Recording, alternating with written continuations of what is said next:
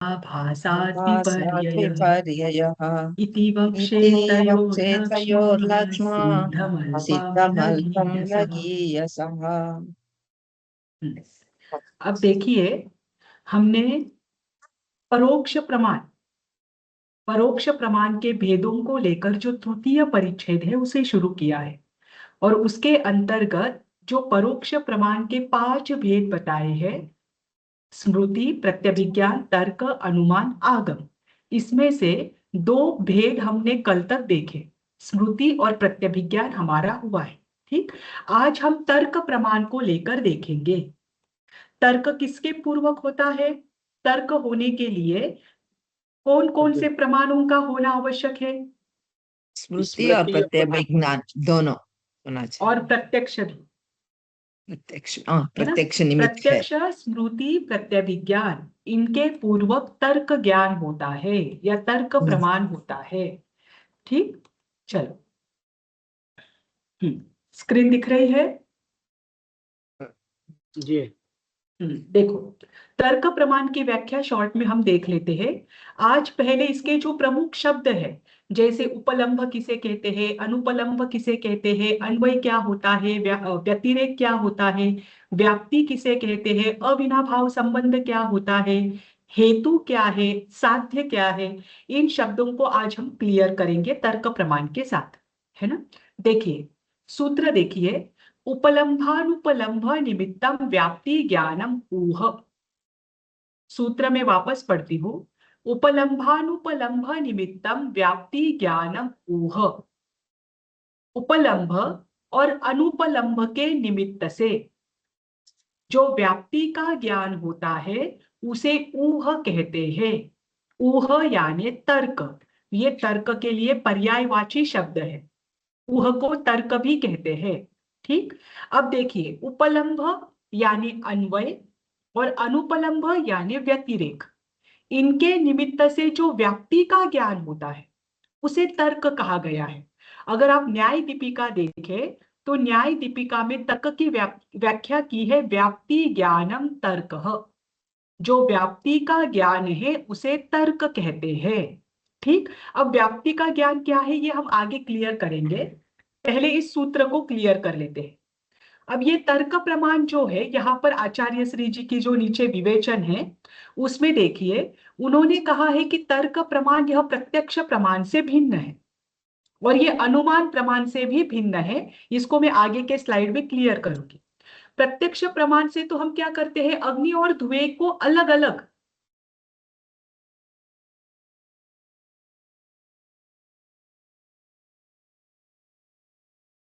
देख लिया। प्रत्यक्ष प्रमाण से किसका अर्थ लिया जा रहा है?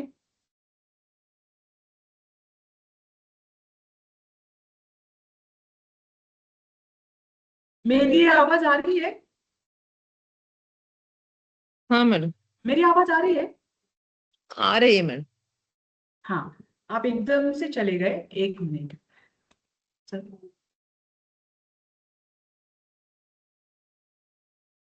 हाँ, अब देखिए, प्रत्यक्ष प्रमाण क्या करता है? यहाँ पर प्रत्यक्ष प्रमाण से इंद्रिय प्रत्यक्ष को ही मात्र लिया है ना? क्योंकि परोक्ष प्रमाण में जो प्रत्यक्ष पूर्वक स्मृति आदि होते हैं उसमें हमने साम व्यवहारिक प्रत्यक्ष को ही लिया हुआ है ना? अब इंद्रिय प्रत्यक्ष क्या करेगी? मात्र उसी सामने, उसके सामने ही, उसी देश उसी काल में रहे हुए पदार्थों को जानेगी। लेकिन तर्क क्या करता है? व्याप्ति व्याप्ति के ज्ञान को तर्क कहते हैं। और व्याप्ति क्या होती है? जो सकल देश और सकल काल में कार्य करती है। तो तर्क जो है वो सकल देश और सकल काल का ज्ञान कराता है। इसीलिए प्रत्यक्ष प्रमाण और तर्क प्रमाण ये भिन्न है ना? जैसे प्रत्यक्ष प्रमाण में हम धुएं और अग्नि को सामने देखते हैं, पर धुएं और अग्नि का जो अविनाभाव संबंध है ये हम तर्क प्रमाण से जानते हैं। ठीक, यहां पर व्याप्ति का अर्थ क्या है? जो कभी भी हेतु और साध्य जो है ये कभी भी एक दूसरे से अलग नहीं होना। व्याप्ति का अर्थ क्या है? अविनाभाव संबंध, ऐसा संबंध जो कभी एक दूसरे से अलग नहीं हो सकता। अविनाभाव संबंध, बिना यानी उसके बिना नहीं होना, ऐसा संबंध जो कभी एक दूसरे से अलग नहीं हो सकता, ऐसे संबंध को अविनाभाव संबंध कहते हैं। और ये अविनाभाव संबंध ही व्याप्ति कहलाती है, और व्याप्ति के ज्ञान को तर्क कहते हैं। अब पुनः यहां पर प्रश्न उठता है, क्या प्रश्न उठता है कि तर्क आप प्रत्यक्ष और अनुमान के अंतर्गत रख सकते हैं, आप तर्क को अलग प्रमाण क्यों बता रहे हैं? जैसे स्मृति और प्रत्यभिज्ञान को लेकर प्रश्न किया गया था, वही प्रश्न क्या आप तर्क को प्रत्यक्ष में रखो या फिर अनुमान में रखो? क्योंकि आप तो वैसे भी क्या कर रहे हो, धुएं और अग्नि का एक एग्जाम्पल बता रही हूँ, ऐसे तो मैं बहुत एग्जाम्पल आपको दूंगी, धुएं और अग्नि का संबंध बता रहे हो, तो धुआं तो प्रत्यक्ष है, अग्नि अनुमान है, आपके सामने नहीं है, आप धुएं के आधार से अनुमान को, अग्नि को जान रहे हो।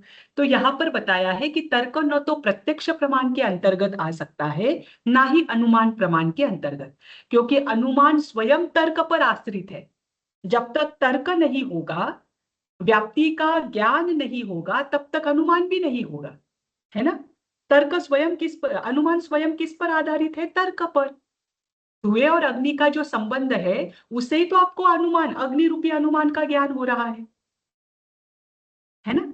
तो अनुमान स्वयं तर्क पर आश्रित है, बिना तर्क के अनुमान नहीं होता। हमने पहले सूत्र में देखा था ना कि स्मृति जो है वो बिना प्रत्यक्ष पूर्वक ही होती है, प्रत्यभिज्ञान जो है वो स्मृति और प्रत्यक्ष पूर्वक ही होता है। वैसे अनुमान ये क्या है? प्रत्यक्ष, स्मृति, प्रत्यभिज्ञान और तर्क पूर्वक ही होता है। जब तक तर्क नहीं होता तब तक अनुमान भी नहीं होता। ठीक, अनुमान प्रमाण के लिए तर्क प्रमाण आवश्यक है, और प्रत्यक्ष प्रमाण केवल सामने वाले पदार्थ का ज्ञान कराता है, लेकिन तर्क प्रमाण तीनों काल और तीनों काल का जो साध्य और साधन का संबंध है उनका ज्ञान कराता है, तीनों काल में। जैसे जब जब अग्नि होगी या जब जब धुआं होगा, तभी तब तब अग्नि होगी, ये क्या मात्र आज के लिए है क्या? नहीं, आप भूतकाल में भी धुआं देखो, भविष्य काल में भी धुआं देखो, किसी भी देश में देखो, ऐसा नहीं है कि भारत में ही धुआं होता है तो अग्नि होती है ना? भारत के बाहर जाओगे तो धुआं रहेगा तो वहां अग्नि नहीं रहेगी। तो तर्क जो है ये तीनों सकल देश और सकल काल के व्याप्ति का ज्ञान कराता है, इसीलिए तर्क प्रमाण जो है ये प्रत्यक्ष के अंतर्गत नहीं आ सकता, इसका विस्तार बड़ा है। ठीक, अब देखिए यहां पर सूत्र दिया है, इसके बाद हम एक एक शब्द को क्लियर करेंगे। ठीक, सूत्र में उदाहरण वही दिया है अग्नि का, पर हम अलग अलग उदाहरणों से भी देख सकते हैं। देखिए सूत्र देखिए, इदमस्मिन सत्येव भवत्य सति तू न भवत्येव। देखो, इदमस्मिन सत्येव भवत्य सति तू न भवत्येव, पहले सिद्धांत बताया है कि यह इसके होने पर ही होता है और नहीं होने पर नहीं होता। यथा, यथा जब आएगा तब क्या रहेगा आगे? दृष्टांत, है ना? यथा आग्नेयेव धूमस्तद भावेन भवत्येवेति च, जैसे अग्नि होने पर ही धुआं है और उसके अभाव में धुआं नहीं होता, अग्नि नहीं तो धुआं भी नहीं। देखिए, ईदम अस्मिन सती, यह इसके होने पर ही होता है। ईदस्मिन, इसमें दो शब्द है, ईदम अस्मिन और सत्येव सती एव, वो दोनों की समास होने से सत्येव बना है। तो क्या होगा? यह इसके होने पर ही होता है, इदम अस्मिन सती एव भवति, तू असति न भवति एव, और नहीं होने पर नहीं होता। जैसे अग्नम एव धूमः, अग्नि होने पर ही धुआं है, तत् अभावे न एव भवति इति, और उसके अभाव में धुआं भी नहीं होता। यहां पर व्याप्ति बताई है, इस वस्तु के होने पर ही इस वस्तु का सद्भाव, और दूसरी बात क्या बताई है? उस वस्तु के नहीं होने पर उसका अभाव। अग्नि के होने पर ही धूम और अग्नि के अभाव में धूम का नहीं होना, ये ये अन्वय व्याप्ति और बताई। व्यतिरेक हो गया ना मैडम? जी जी ये जी, अन्वय अब और यहाँ पर वही व्यतिरेक है, हो गया। बराबर, ये अन्वय और व्यतिरेक हुआ। तो व्याप्ति दो प्रकार की है, एक है अन्वय व्याप्ति, एक है व्यतिरेक व्याप्ति। यहाँ पर व्याप्ति बताई जा रही है क्योंकि व्याप्ति के ज्ञान को तर्क कहते हैं। व्याप्ति क्या है? साध्य और साधन। साधन यानी कारण और साध्य यानी जो हमें सिद्ध करना है ना? इन दोनों का अविनाभाव संबंध ये है व्याप्ति। ठीक, अब देखिए मैं आपको एक एक करके बताती हूँ। व्याप्ति दो प्रकार की है, पहली है अन्वय व्याप्ति, दूसरी है व्यतिरेक व्याप्ति। अब यहाँ पर उदाहरण है, जैसे सूर्य के होने पर ही दिन होता है, सूर्य के नहीं होने पर दिन नहीं होता।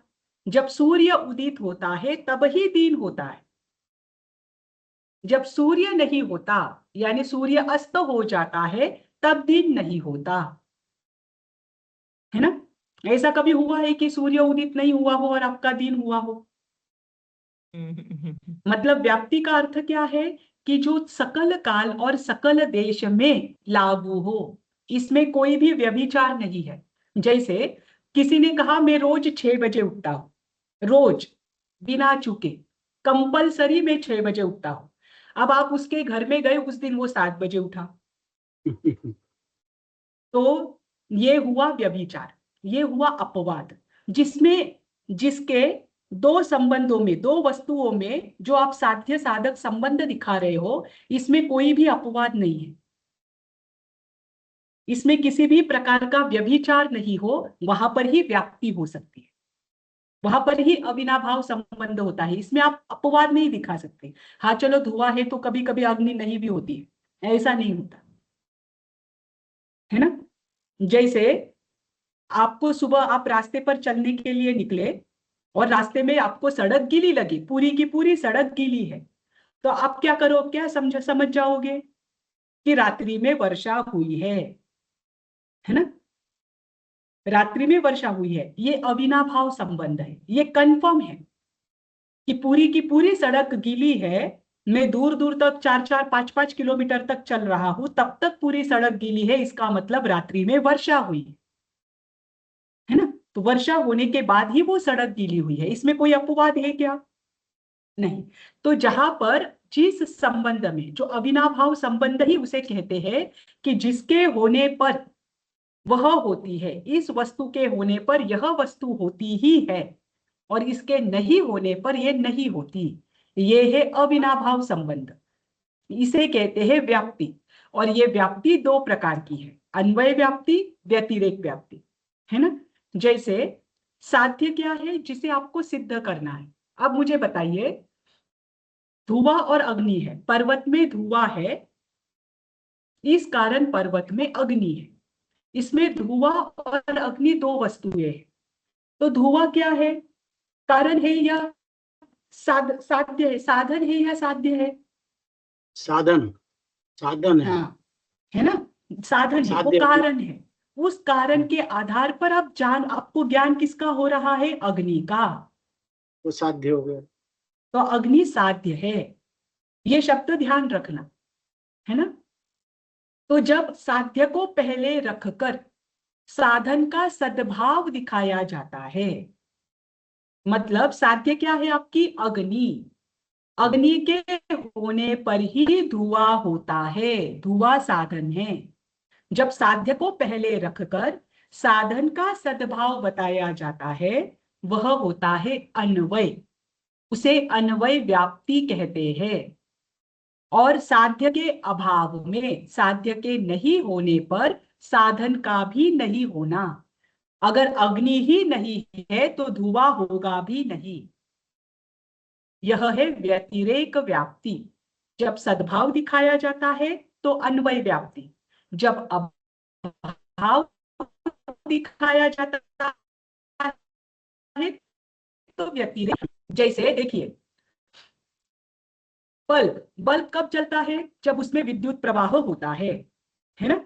तो जहां जहां विद्युत प्रवाह है वहां वहां बल्ब चलता है। जब बल्ब के अंदर विद्युत प्रवाह नहीं रहेगा तो बल्ब भी नहीं चलेगा। आप स्विच ऑफ कर देते हो, इसका मतलब क्या है? अंदर का विद्युत प्रवाह रुक गया है। जैसे ही आप बटन ऑन कर देते हो, वो विद्युत प्रवाह चलना शुरू होता है। तो बल्ब में जब जब विद्युत प्रवाह होगा बल्ब जलेगा। जब उसका विद्युत प्रवाह खंडित हो जाए या आपने बटन बंद कर दिया तो बल्ब नहीं जलेगा, है ना। जब बल्ब के अंदर विद्युत प्रवाह चलेगा तो बल्ब जलेगा, ये अन्वय व्याप्ति। जब विद्युत प्रवाह, जब जब आप क्या करोगे, विद्युत प्रवाह नहीं चलेगा, आप बटन बंद कर दोगे या अंदर का विद्युत प्रवाह खंडित हो जाएगा तो बल्ब नहीं जलेगा। ये व्यतिरेक व्याप्ति है ना। पॉजिटिव सेंटेंस अन्वय व्याप्ति, निगेटिव सेंटेंस व्यतिरेक व्याप्ति। जब जब भी इंटरनेट कनेक्शन होगा वहां ऑनलाइन मीटिंग होगी, इंटरनेट कनेक्शन नहीं होगा तो ऑनलाइन मीटिंग नहीं होगी। इनका संबंध है या नहीं? ऐसा कभी होगा क्या? कभी कभी ऐसा भी होगा कि इंटरनेट कनेक्शन से उसका कोई संबंध नहीं, ऑनलाइन मीटिंग तो चलेगी ही चलेगी। ऐसा हो सकता है क्या? नहीं। अगर आपने अपने मोबाइल को फिंगरप्रिंट लगाया है तो आपका फिंगरप्रिंट सही है तो मोबाइल अनलॉक हो जाएगा। अगर कोई और उसको आप अपना फिंगरप्रिंट लगाए तो मोबाइल अनलॉक होगा क्या? नहीं होगा। अगर गाड़ी में ईंधन है, पेट्रोल है, डीजल है या और किसी साधन से चलती है उसे ईंधन कहा जाता है। ईंधन हो तो ही वाहन चलेगा, अगर ईंधन नहीं हो तो वाहन नहीं चलेगा।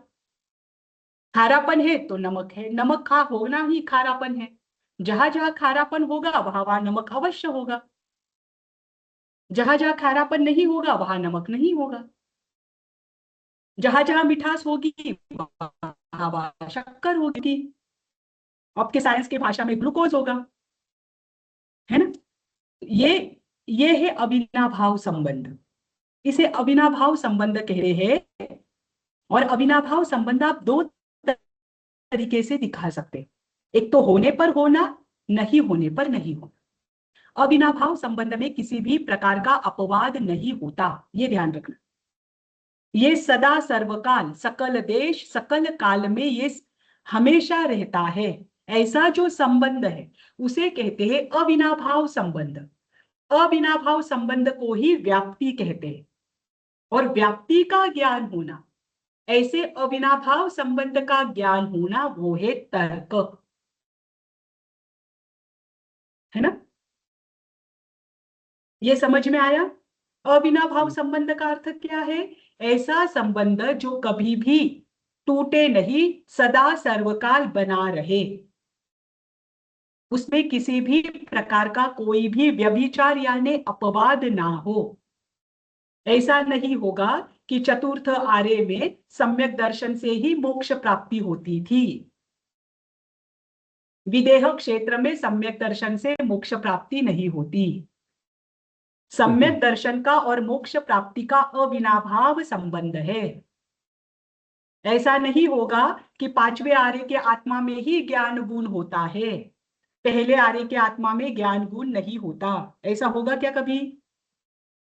ज्ञान गुण चाहे निगोद के जीव हो, उनकी आत्मा हो, चाहे सिद्ध परमेष्ठी हो, सब में सभी जहां जहां आत्मा है वहां वहां ज्ञान गुण है।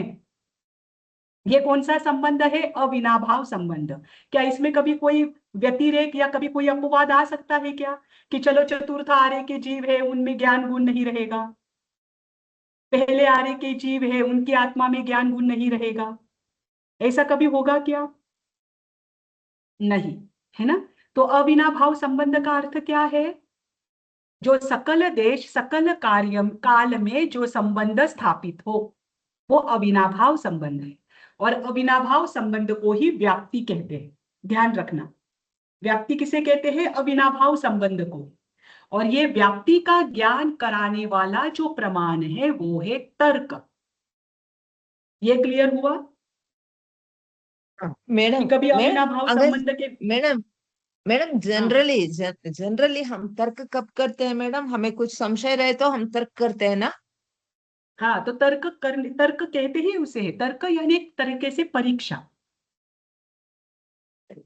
तो तर्क तभी किया जा सकता है जब उसमें अविनाभाव संबंध स्थापित हो,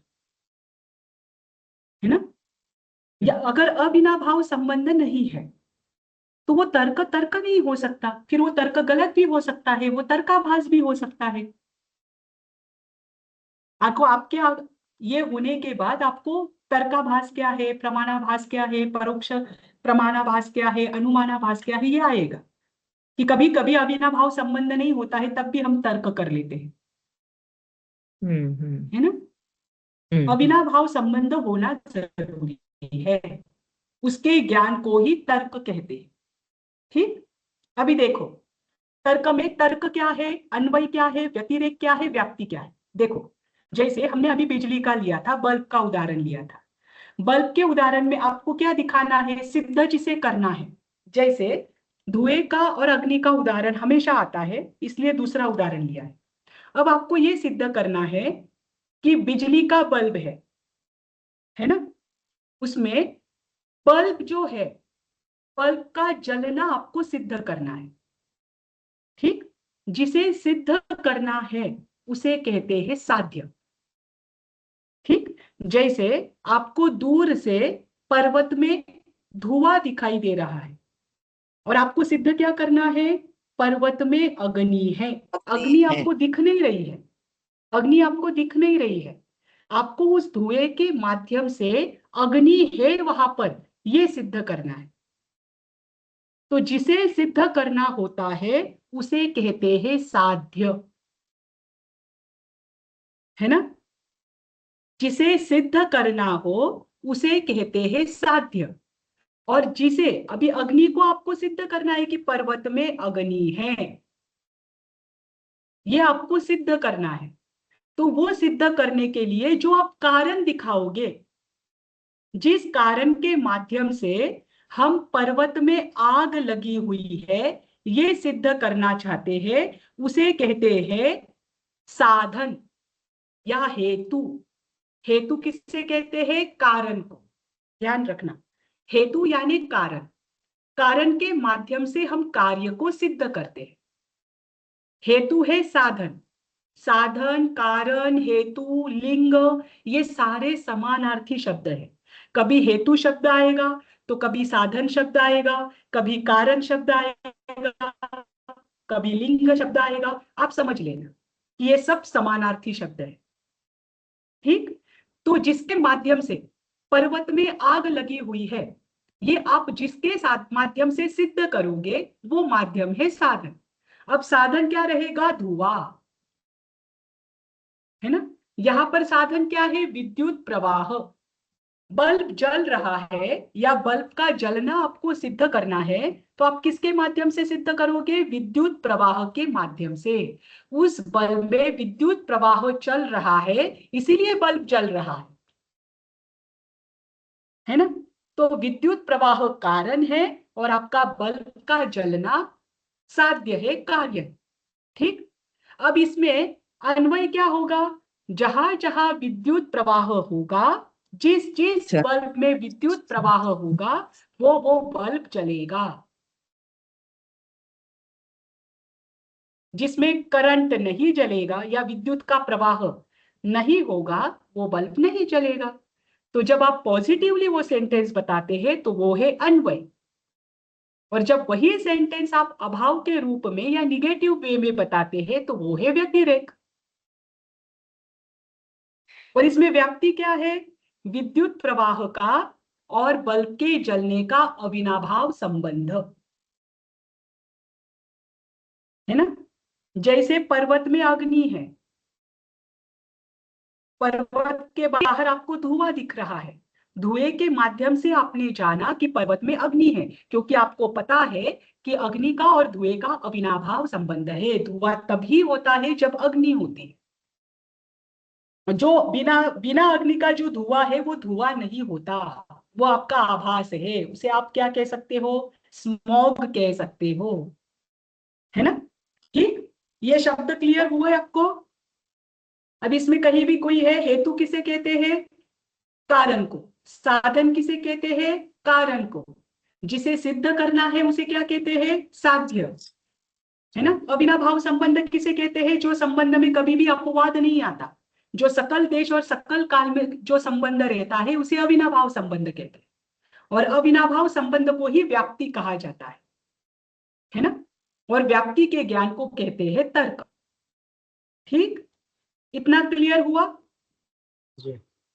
अब हाँ देखो तर्क की प्रक्रिया। अब तर्क कैसे होता है, प्रत्यक्ष, स्मृति, प्रत्यभिज्ञान पूर्वक तर्क होता है। अब इसमें प्रत्यक्ष कहाँ है, स्मृति कहाँ है, प्रत्यभिज्ञान कहाँ है, इसे हम देखते हैं ताकि आपको ये क्लियर होगा कि तर्क होने के लिए इन तीनों का आवश्यक है, इन तीनों का होना आवश्यक है। जैसे प्रत्यक्ष के होने पर स्मृति हो सकती है, प्रत्यक्ष के और स्मृति के होने पर प्रत्यभिज्ञान हो सकता है, वैसे ही इन तीनों के होने पर ही तर्क हो सकता है। ठीक, तर्क यानी लॉजिकल रीजनिंग। ठीक, अब देखिए, बहुत बार आप क्या करते हो, कभी धुएं को देखते हो, धुएं के साथ रही हुई अग्नि को देखते हो।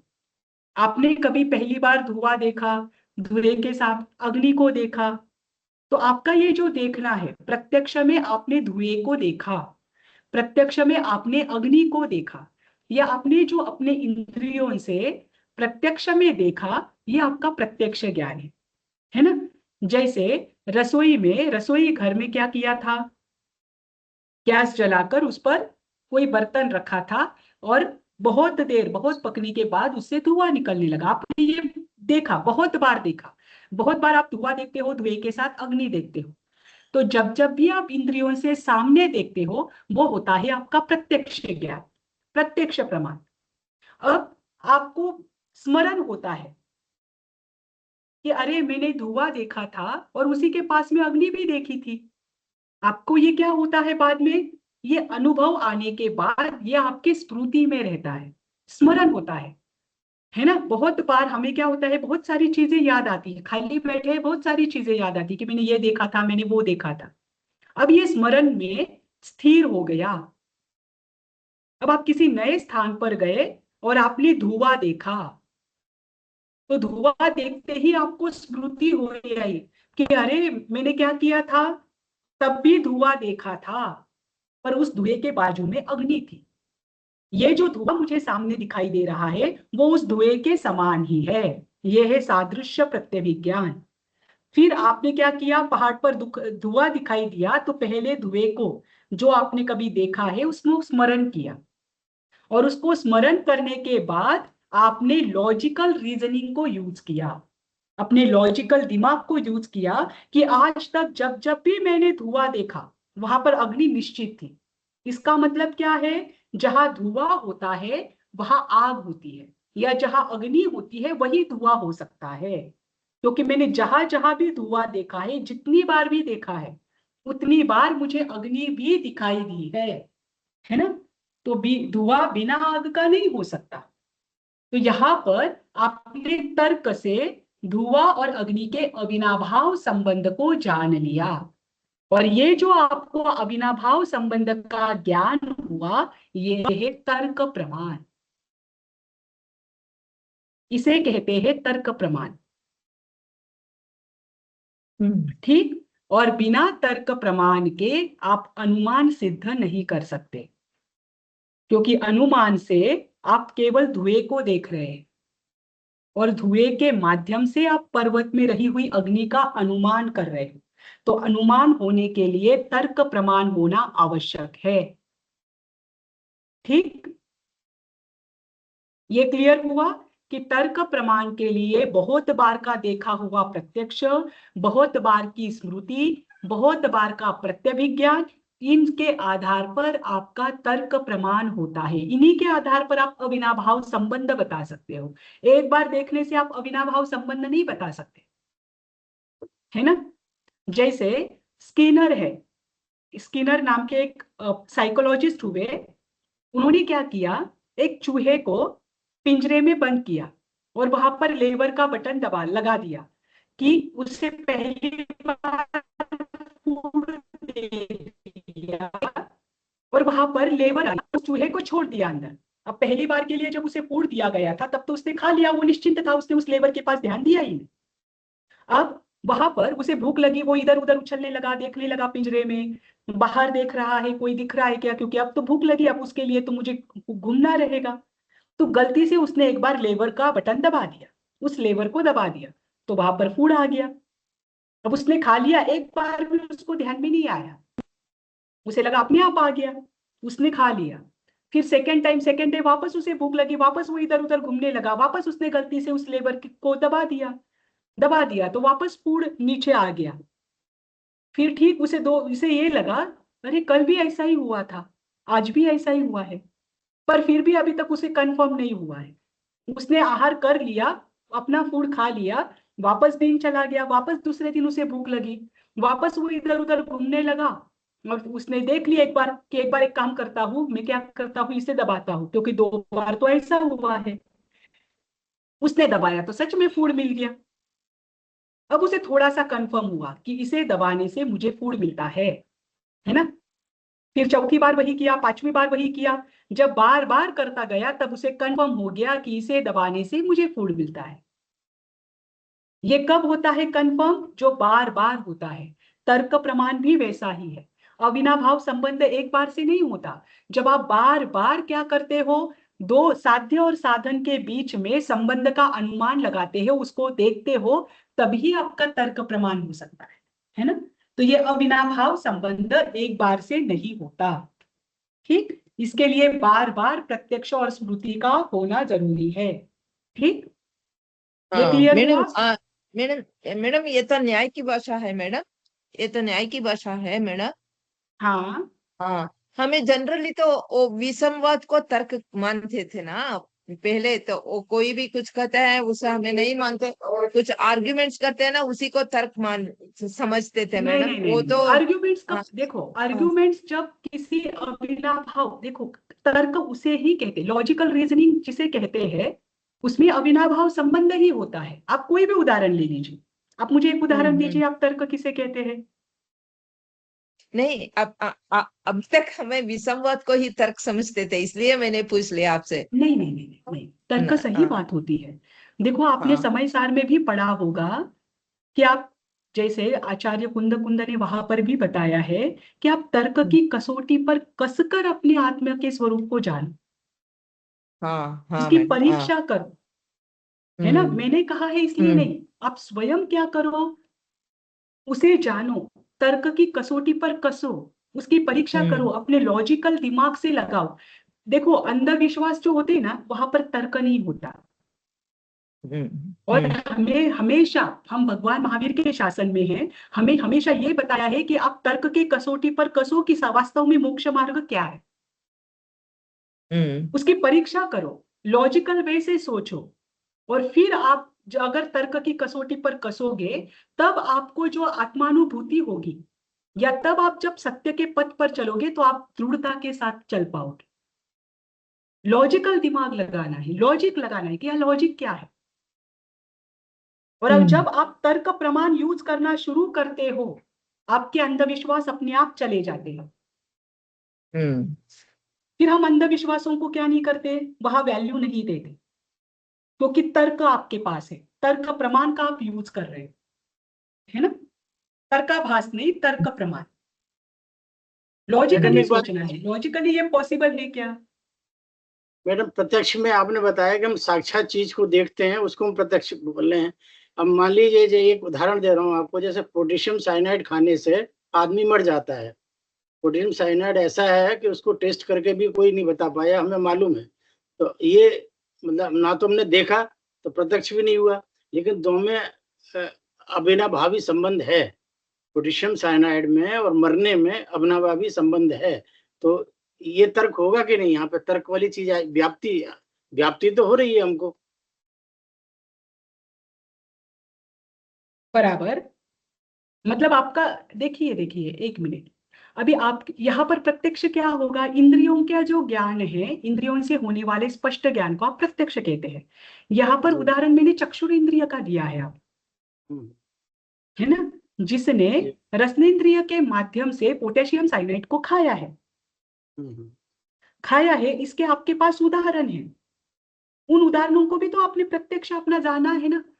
देखिए, एक होता है आंखों से देखना, ये स्पष्ट रूप से जानता है, ये स्पष्ट रूप से प्रतीत होता है। जैसे जरूरी नहीं है कि आज को मैंने आपको अविनाभाव संबंध बताया है तो ये अविनाभाव हम्म, संबंध प्रत्येक व्यक्ति ने देखा ही होगा। जैसे कोई छोटा बालक है, उसने अभी तक देखा ही नहीं है, लेकिन उसे मैं बता रही हूँ ये अविनाभाव संबंध होता है। ये तर्क प्रमाण है, क्योंकि ये परोक्ष है, वो अपनी आंखों से नहीं देख रहा है, है ना, ये आपको उदाहरण देने के लिए मैंने बताया। तो यहाँ पर प्रत्यक्ष जो है वो प्रत्यक्ष जिसने अविनाभाव संबंध स्थापित किया हो या जब जब भी हुआ हो तब तब रहा हुआ है। जैसे आपने अभी बताया, जैसे जहर है ना, जहर खाने से मृत्यु होती है, ये आपको, ये भी बराबर है, ये भी क्या है, अविनाभाव संबंध है कि जब जब आप जहर खाओगे तब तब क्या होगा, कौन सा जहर, जो कि मृत्यु कारक हो। कोई को कभी कभी तो जहर भी क्या हो जाता है, किसी के लिए दवाई का काम कर जाता है, उस माध्यम से नहीं बता रही हूँ। जैसे आपने जो अभी एग्जाम्पल दिया, ठीक है, वही ले लीजिए कि वो जब खाया जाता है तब व्यक्ति की मृत्यु होती ही है ना, ये ठीक है। इस पर बहुत बार परीक्षा की गई, इसे किसी को खिलवाया गया। जैसे ये हर परीक्षा होती है एनिमल्स पर, है ना, तो प्राणियों को ये खिलवाया गया, तो वहां पर उनके रसनेंद्रिय के साथ उस पोटेशियम साइनाइड का क्या हुआ, संबंध हुआ, उन्होंने देखा। फिर उन्होंने वो देखा कि सिद्ध अरे हुआ। एनिमल्स, वो भी प्रत्यक्ष ही है, पांचों इंद्रियों से होने वाला ज्ञान प्रत्यक्ष ही है ना। फिर उन्होंने स्मृति में आया कि उस दिन क्या किया था, उसे पोटेशियम साइनाइड हमने खिलाया था, ये स्मृति में रहा। रहने के बाद कभी आपने पोटेशियम देखा, पोटेशियम साइनाइड देखने से आपको भी उदाहरण याद आए कि अरे उस दिन उस एनिमल को खिलाया गया था, मैंने पढ़ा था, है ना। आपने पोटेशियम साइनाइड भी कभी देखा ही होगा, फिर आपके स्मृति में रहा हुआ है, इसलिए आपको वो ध्यान में आ रहा है। उसके बाद आपने तर्क किया कि अरे ये पोटेशियम साइनाइड जैसी चीज है, ये जब भी खाई जाती है ये क्या होता है, इससे व्यक्ति मर जाता है। क्योंकि मेरे पास प्रत्यक्ष का वो जो मैंने उसकी न्यूज देखी थी, उस पर साइंटिस्ट ने जो सारे कार्य किए थे, वो कार्य भी मेरे पास प्रत्यक्ष है। मैंने उसके बाद दो तीन उदाहरण भी देखे, वो भी मेरे स्मृति में है। और मैं प्रत्यभिज्ञान मतलब अभी सामने देखते हुए बता सकता हूँ कि ये जो चीज है वो वैसी ही है जो मैंने पीछे देखी थी। इन दोनों का संबंध प्रत्यभिज्ञान है, और फिर आप अविनाभाव संबंध बता रहे हो। तर्क, देखिए, तर्क प्रमाण, आप सीधा, कभी भी कोई चीज, नई चीज आती है, उसके पीछे बहुत बार प्रत्यक्ष स्मृति प्रत्यभिज्ञान कार्य करते हैं, पर हमें ध्यान में नहीं आता कि ये कहाँ से कार्य हो रहा है। पर तर्क इन तीनों को होकर ही होता है, इनके बिना नहीं हो सकता, चाहे कोई भी करे, है ना। तो ये तर्क प्रमाण है। सुनी हुई बात को भी हम प्रत्यक्ष मान सकते हैं। हाँ, कानों के जो शब्द है, उन शब्दों को अगर आपने सुना है, आपने स्वयं सुना है, तो आपने प्रत्यक्ष सुना है ना, वो इंद्रिय वो तो प्रत्यक्ष ही हुआ ना। हाँ, देखो, वो तो सिद्ध हो आपने गया कहा ना मैंने सर। मेरे कानून से सुना है, प्रत्यक्ष मैंने मेरे कानून से सुना है ना। बस वो लेकिन प्रमाण होना मैडम, चाहिए, वो मैडम वो प्रमाणाभास तो नहीं होना चाहिए। मैडम वो तो परीक्षा से सिद्ध भी हुआ है ना पहले। क्या क्या क्या, वो परीक्षा से पहले सिद्ध भी हुआ है ना, प्रत्यक्ष होता है ना। तो सिद्ध कब हुआ, जब उस पर बार बार करने लगे। अभी देखो, अभी कोई अगर हाँ। चूहे की दवाई खाएंगे, तो पहले सिद्ध किया था कि हम्म। चूहे की दवाई खाने से क्या हाँ होता सिद्ध, है, हाँ हाँ व्यक्ति पहले मरता सिद्ध है। हुआ है। पर अब वो नहीं होता, अब व्यक्ति नहीं मरता, क्योंकि इतनी हम्म। जहर खाने की आदत लग गई है कि हमारे शरीर को उसकी भी आदत हो गई। हम जंक फूड ही हम्म। इतना खाते हैं कि अब उसका असर हमारे शरीर पर होता ही नहीं है, वो ऑलरेडी जहर ही खा रहे हैं हम, है ना। तो ये जहां हम्म। अपवाद आता है ना, कभी कभी होता है कभी कभी नहीं होता, वो तर्क प्रमाण में नहीं आएगा, वो अविनाभाव संबंध नहीं होगा। और जहां अविनाभाव संबंध होगा वहीं पर तर्क प्रमाण होगा, हम्म। है ना। हाँ पर मैडम। इसमें अपवाद नहीं होना चाहिए, ऐसा नहीं होना चाहिए कि आज उससे मरता है लेकिन कल नहीं मरेगा, ये नहीं होना हम्म। चाहिए। ये सकल देश और सकल काल में इनका अविनाभाव संबंध आवश्यक है। जब तक श्वास चलेगी तब तक जीवन रहेगा, जब तक हृदय चलेगा, हृदय की धड़कन होगी, तब तक जीवन चलेगा। ये जो है वहां पर ही आप अविनाभाव संबंध बता सकते हो। जहां ज्ञान गुण है वहां आत्मा है, जहां जहां आत्मा है वहां वहां ज्ञान गुण है। ये कभी भी नहीं बदलेगा, चाहे आपका साइंस कितना भी आगे पीछे चला जाए। ये है अविनाभाव संबंध, है ना। ठीक है। हाँ, अब देखिए, आपको एक बात बतानी है, इसमें एक व्याख्या में जहां न्याय दीपिका है उस व्याख्या में आया है तर्क की व्याख्या करते वक्त कि गम्य गमक संबंध जहां पर होता है, मतलब जिसमें गम्य गमक संबंध देखा जाता है उसे ही साध्य साधक संबंध भी कहते हैं। ये संबंध जो है ना, इसमें आगे आपको व्याप्य व्यापक संबंध भी आएगा। ये बस आपको पता होना चाहिए क्योंकि न्याय में ये संबंध बहुत बार बताए जाते हैं। गम्य गमक संबंध क्या है या साध्य साधक संबंध क्या है? हेतु और साध्य में, साधन और साध्य में गम्य गमक संबंध होता है या गम्य गमक संबंध पाया जाता है तर्क में, या साध्य साधक संबंध होता है। दोनों भी अर्थ सेम है। गम्य का अर्थ है जिसका ज्ञान प्राप्त करना है। आप कहते हैं ना केवली गम्य, जो ज्ञेय है, जो विषय है, जो ज्ञेय है, जिसका ज्ञान प्राप्त करना है वो गम्य। हम कहते हैं ना कि ये अब हमें नहीं समझ में आता, ये हमारी बुद्धि से परे है, हमारी अल्प बुद्धि है, ये तो केवली गम्य है, ये तो केवली के ज्ञान का विषय है ना। तो गम्य होता है जिसका ज्ञान प्राप्त करना है, और गमक होता है जिससे उसका ज्ञान होगा। जैसे गमक है धुआं, धुएं से आपको किसका ज्ञान होगा? अग्नि का। तो अग्नि और धुएं में गम्य गमक संबंध है, उसे ही साध्य साधक संबंध भी कहते हैं। धुआं क्या है? साधक। धुआं क्या है? गमक। और धुएं से आपको जिसका ज्ञान हो रहा है वो अग्नि है गम्य, वो अग्नि है साध्य। ठीक। फिर उसके बाद गीली सड़क आपको दिख रही है तो आपको रात्रि में वर्षा हुई है इसका ज्ञान हुआ, तो ये गीली सड़क है गमक। इससे आपको क्या ज्ञान हुआ? कि रात्रि में वर्षा हुई थी। ये है गम्य। ये है साध्य, आपको रात्रि की वर्षा का ज्ञान हुआ, है ना। जैसे किसी के पद चिन्हों को आपने देखा, उन पद चिन्हों से आपने जाना कि यहाँ पर कोई व्यक्ति आकर गया, तो पद चिन्ह क्या है? साधन। वो क्या है? गमक, जिससे आपको किसका ज्ञान हो रहा है? कि कोई व्यक्ति यहाँ पर आकर गया है। तो गमक है पद चिन्ह, और व्यक्ति के आना या व्यक्ति का ज्ञान वो है गम्य, है ना।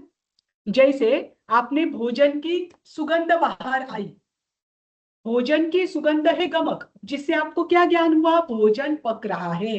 अब मुझे बताओ, यहां पर आप बाहर खड़े हो, आपको भोजन की सुगंध आई, तो भोजन की सुगंध यह आपका प्रत्यक्ष है या नहीं है?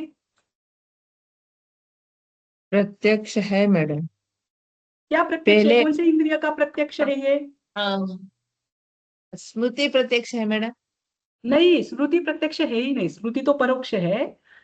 ये कौन से इंद्रिय का प्रत्यक्ष है? ओ घ्राणेन्द्रिय का साम प्रत्यक्ष है। व्यवहारिक प्रत्यक्ष मैडम। साम हाँ, व्यवहारिक साम प्रत्यक्ष। व्यवहारिक है। साम व्यवहारिक यानी क्या? इंद्रिय और मन के इंद्रिय और द्वारा मन जो से स्पष्ट ज्ञान होता है। तो आपको घ्राणेन्द्रिय से यहाँ पर क्या हो रहा है? स्पष्ट ज्ञान हो रहा है। तो ये कौन सा प्रत्यक्ष है? घ्राणेन्द्रिय साम व्यवहारिक प्रत्यक्ष, है ना। मतलब कभी कभी हाँ हमें ये ये हो जाता है कि जो सामने दिखता है वही प्रत्यक्ष है। ऐसा नहीं, अगर सामने दिख रहा है वो आपके चक्षुर इंद्रिय का प्रत्यक्ष है, जो शब्द सुनाई दे रहे हैं वो आपका श्रोतेंद्रिय का प्रत्यक्ष है, जो स्मेल हाँ आपको आ रही है वो आपका घ्राणेन्द्रिय का प्रत्यक्ष है, जो टेस्ट आप कर रहे हो वो आपका रसनेन्द्रिय का प्रत्यक्ष है। हुआ क्लियर? हाँ मैडम ठीक। है ना। हाँ तो हाँ भोजन की जो सुगंध है वो क्या है? गमक, जिससे क्या ज्ञान हो रहा है? भोजन पक रहा है। वो भोजन हम्म, का पकने का, कभी कभी तो स्मेल से हमें पता चलता है, कोई पापड़ अंदर सेक रहा है तो हमें पता चलता है कि पापड़ सेका जा रहा है ना। तो वो पापड़ के सेकने की स्मेल आपको हॉल में बैठे बैठे आ रही है, तो वो है गमक। और उससे आपको किसका नॉलेज हो रहा है? पापड़ के सेकने का। वो है गम्य, है ना। तो ये गम्य गमक संबंध भी तर्क प्रमाण में साध्य और साधन के बीच पाया जाता है। इस गम्य गमक संबंध को ही साध्य साधक संबंध भी कहते हैं। क्योंकि ये शब्द बार बार आएंगे, आपको कंफ्यूजन ना हो इसलिए क्लियर किया है। अब अगले जो सूत्र है उसमें व्याप्य व्यापक संबंध भी आएगा, वो तो हम आगे क्लियर करेंगे। ये गम्य गमक संबंध और साध्य साधक संबंध क्लियर है। अब मुझे बताइए अविनाभाव संबंध किसे कहते हैं, अपने शब्दों में बताइए मुझे। व्याप्ति को मैडम, अविनाभाव संबंध व्याप्ति को। हाँ, व्याप्ति को। पर अविनाभाव संबंध कैसा होता है, क्या उसमें व्यभिचार होता है? नहीं, व्यभिचार नहीं होता है। व्यभिचार का अर्थ क्या है? अपवाद, अपवाद, है ना? हाँ। उसमें ऐसा जो सर्वकालीन सत्य हो वो व्यभिचार है। बराबर, जिसमें सकल काल और देश में जो संबंध पाया जाता है, किसमें होता है अविनाभाव संबंध? साध्य और अस्त्य और साधन में, है ना? साधन, साधन को और एक कौन सा शब्द आता है न्याय में? गमक। साधन, साधन, साधन को गमक। कार्य कारण, कारण मैडम, नहीं, कार्य कारण, कारण। नहीं, साधन के लिए शब्द आता है हेतु। ओ हेतु, हाँ, ओ हेतु लिंग साध्य आता है हाँ, मैडम। हेतु, हेतु, लिंग, कारण, साधन, ये सारे समानार्थक शब्द है। क्योंकि आपको आगे हर बार हेतु शब्द ही आएगा, हेतु की ही व्याख्या आएगी। तो हेतु का अर्थ क्या है? कारण, साधन। साधन हो गए, हाँ, कारण। साधन। हेतु का अर्थ है कारण, साधन, इसे हेतु कारण कहते साधन। हैं, है ना? अब जब हम तर्क प्रमाण में देखते हैं तो इसमें दो प्रकार के संबंध बताए हैं। एक बताया है साध्य साधन संबंध, उसे ही कहते हैं गम्य गमक संबंध, गम्य है गमक ना? संबंध। ठीक। अब मुझे बताइए, जैसे धुआं और अग्नि, सिंपल वही लीजिए क्योंकि आगे वही उदाहरण चलेंगे। कोई भी एक बताइए, धुआं और अग्नि में गम्य क्या है, गमक क्या है, साध्य क्या है, साधक क्या है? गमक धुआं है, गमक धुआं है, हाँ, और गम्य अग्नि है। बराबर। और साध्य और साधक? धुआं साधन है मैडम, साध्य अग्नि है। है। हाँ, साध्य, साध्य किसे कहते हैं? इसका साध्य ज्ञान प्रत्यक्ष करना को है। देते हैं मैडम, प्रत्यक्ष कार्य को जिससे कहते हैं। सिद्ध करना है, हाँ, सिद्ध कर, जिसे सिद्ध करना है उसे कहते हैं साध्य। साध्य। जिसे सिद्ध, ये सिद्ध कंठस्थ करना, ही कर लेना व्याख्या, जिसे सिद्ध करना हो सिद्ध वो है करना साध्य। साध्य है।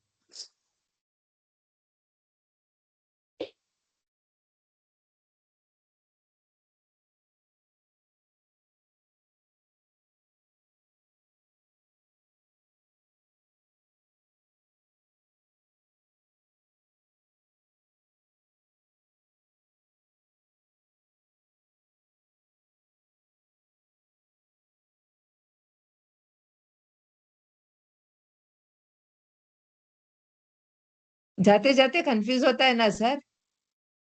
नहीं, इसमें क्या इति सिद्धम, हाँ, इति सिद्धम। ज्योमेट्री में आज तो सभी याद रहता है, आज तो सभी कुछ भी कंफ्यूज ही नहीं होता। आज बहुत अच्छा से मैडम समझ रहा है, फिर बहुत पूरा अच्छा पढ़ा। पहले अभी से देखो, हाँ। हाँ, तर्क की व्याख्या क्या है? तर्क की व्याख्या व्याप्ति प्रत्येक में ज्ञान स्मृति को और तर्क कहते हैं, प्रत्येक ठीक? विज्ञान से होता है मैडम। तर्क की बराबर, व्याख्या ये है। प्रत्यक्ष पर तर्क और प्रत्येक विज्ञान से ही होता है, वो तर्क है। बराबर, करेक्ट, ये है। पर उसकी व्याख्या क्या होगी? शॉर्ट में अगर व्याख्या है तो वो क्या है? व्याप्ति ज्ञानम तर्क। हाँ, इधर व्याप्ति लिख के लिया मैंने। ज्ञान हाँ, को तर्क कहते हैं, है ना? व्याप्ति ज्ञानम ठीक। तर्कम। व्याप्ति कितने प्रकार की है? दो। दो तरह की, दो तरह की।